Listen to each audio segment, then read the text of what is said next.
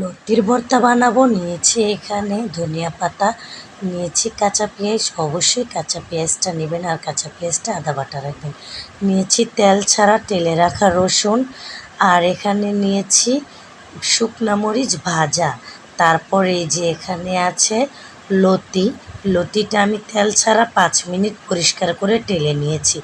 এখন আমি শিলপাটায় ভর্তা করব। দিয়ে দিলাম মরিচ, এখন আমি দিয়ে দিলাম তেল ছাড়া তেলে রাখা রসুনগুলো, দিয়ে দিলাম আমি এখানে পেঁয়াজ, অবশ্যই পেঁয়াজটা আদা বাটা রাখবেন। পেঁয়াজ রসুন মরিচ বাটা হয়ে গেলে এখানে আমি দিয়ে দিব ধনিয়া পাতা, লবণ দিয়ে ধনিয়া পাতাটা মিহি করে বেটে নেব। মিহি করে ধনিয়া পাতাটা বেটে এখন আমি দিয়ে দেব তেল ছাড়া তেলে রাখা লতি। এই তো হয়ে গেল লতিটা বাটা। লতি হয়ে যাওয়ার পর মজাদার একটা লতির ভর্তা। এই লতির ভর্তা দিয়ে অনায়াসে 1 প্লেট ভাত খেতে পারবেন।